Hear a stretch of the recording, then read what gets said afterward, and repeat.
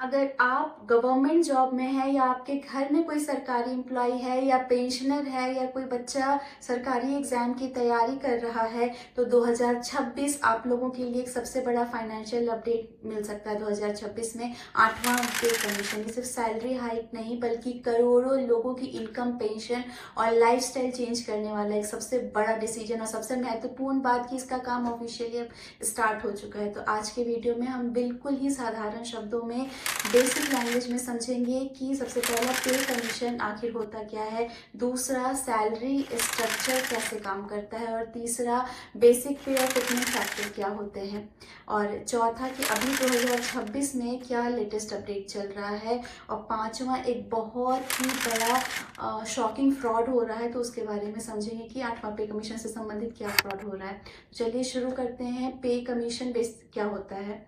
तो भारत में लगभग हर 10 सालों में सरकार एक पे कमीशन बनाती है। इस कमीशन का मेन काम होता है सेंट्रल गवर्नमेंट एम्प्लॉयज और पेंशनर्स की सैलरी, अलाउंसेस और पेंशन स्ट्रक्चर को रिव्यू करना और महंगाई के हिसाब से उसे रिवाइज करना। साधारण शब्दों में अगर समझें तो पे कमीशन ही है जो डिसाइड करता है कि सरकारी एम्प्लॉय को करंट इकोनॉमिक कंडीशंस के हिसाब से कितनी सैलरी मिलनी चाहिए।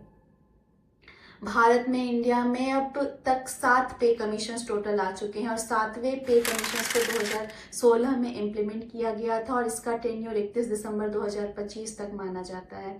इसलिए 2026 से 8वें पे कमीशन का साइकिल शुरू हो चुका है। अब समझते हैं कि बेसिक पे क्या होता है। तो सरकारी जो सैलरी स्ट्रक्चर में सबसे इम्पॉर्टेंट जो कंपोनेंट होता है वही बेसिक पे है। बेसिक पे एक फिक्स्ड अमाउंट होता है जो एम्प्लॉय के लेवल और पोस्ट के हिसाब से डिसाइड होता है।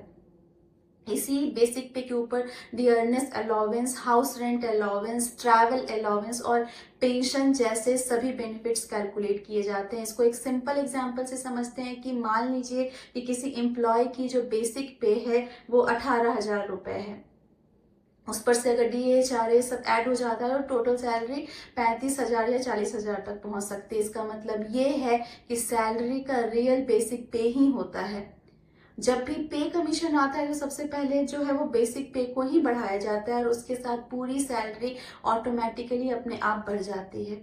अगला कंसेप्ट समझते हैं फिटमेंट फैक्टर का। तो फिटमेंट फैक्टर क्या होता है, ये सबसे इम्पॉर्टेंट और सबसे ज़्यादा डिस्कस होने वाला कोई टॉपिक है।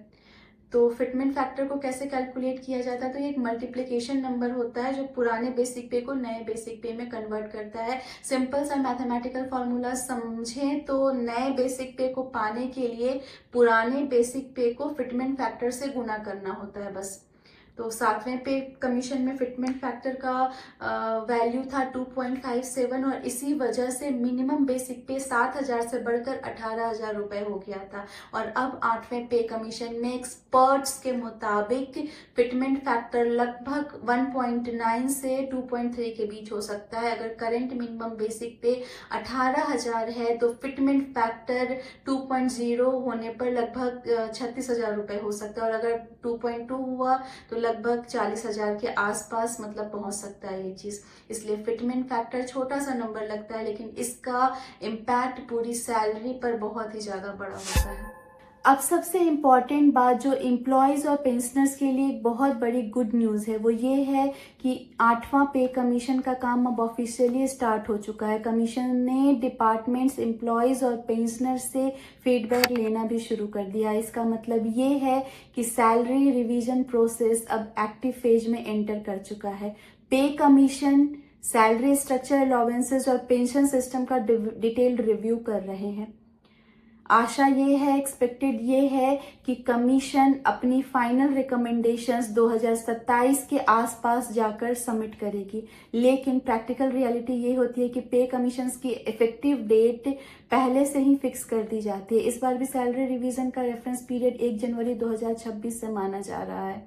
इसका मतलब ये हुआ कि जब भी नया पे स्ट्रक्चर इम्प्लीमेंट होगा, एम्प्लॉयज और पेंशनर्स को जनवरी 2026 से एरियर मिलने के चांसेस रहेंगे। इंडिया में लगभग 50 लाख सेंट्रल गवर्नमेंट एम्प्लॉयज और 65 से 70 लाख पेंशनर्स हैं। यानी कुल मिलाकर 1 करोड़ से ज्यादा फैमिलीज इस पे कमीशन से डायरेक्टली अफेक्ट होंगी।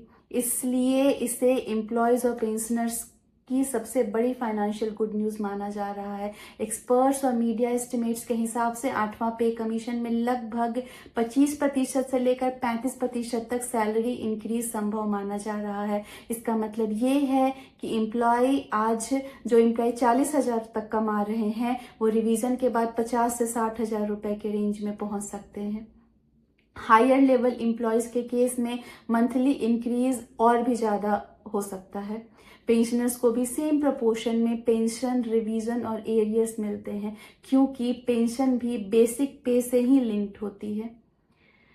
इसका इम्पैक्ट सिर्फ सैलरी तक लिमिटेड नहीं होता। जब लाखों एम्प्लॉयज की इनकम बढ़ती है तो स्पेंडिंग पावर बढ़ती है, हाउसिंग डिमांड बढ़ती है और ओवरऑल इकोनॉमी में कंजम्पशन इंक्रीज होता है। इसलिए भी पे कमीशन को कई एक्सपर्ट एक तरह का मिनी इकोनॉमिक स्टिमुलस भी मानते हैं। एक इम्पॉर्टेंट अलर्ट है, हमें सतर्क रहने की जरूरत है, जागरूक रहने की जरूरत है। 2026 में गवर्नमेंट ने एम्प्लॉयज को एक वार्निंग दी है कि 8वें पे कमीशन के नाम पर साइबर फ्रॉड चल रहा है आजकल। स्कैमर्स व्हाट्सएप पर फेक सैलरी कैलकुलेटर, लिंक्स और एपीके एप्स भेज रहे हैं जो डाउनलोड करते ही फोन और बैंक डेटा हैक कर सकते हैं। गवर्नमेंट ने साफ साफ बोला है, बिल्कुल ही क्लियरली बोला है कि पे कमीशन रिलेटेड कोई ऐप या कोई कैलकुलेटर ऐसे व्हाट्सएप पर नहीं भेजा जाएगा। सिर्फ ऑफिशियल गवर्नमेंट वेबसाइट पर ही आपको सही जानकारी मिलेगी। इसलिए एम्प्लॉयज को सतर्क रहना जरूरी है। पेंशनर्स बूढ़े जो हो जाते हैं उनको सतर्क रहना जरूरी है। तो मेरी यूट्यूब फैमिली अगर शॉर्ट में समझे तो पे कमीशन एक ऐसा सिस्टम है जो हर 10 साल में सरकारी एम्प्लॉयज और पेंशनर्स की सैलरी और पेंशंस को महंगाई और इकोनॉमी के हिसाब से रिवाइज करता है। बेसिक पे सैलरी का बेस होता है, फिटमेंट फैक्टर को उस बेस को मल्टीप्लाई करके नई सैलरी बनाता है फिटमेंट फैक्टर। और 8वां पे कमीशन का प्रोसेस 2026 में ऑफिशियली अनाउंस हो चुका है। इसका मतलब ये है कि आने वाले समय में सरकार एम्प्लॉयज और पेंशनर्स के लिए सैलरी और पेंशन रिवीजन ऑलमोस्ट सर्टेन है। अगर आप या आपके परिवार में कोई गवर्नमेंट सर्विस में है या जाने की तैयारी में है या कोई पेंशनर है तो ये फाइनेंशियल बूस्ट आपके आने वाले कुछ सालों में आपको डायरेक्टली फील होगा। अगर आपको ये एक्सप्लेनेशन यूजफुल लगा तो इसे शेयर जरूर करें ताकि ज़्यादा से ज़्यादा लोग 8वें पे कमीशन के बारे में जानें और सिंपल और आसान भाषा में इसे समझ सकें। धन्यवाद।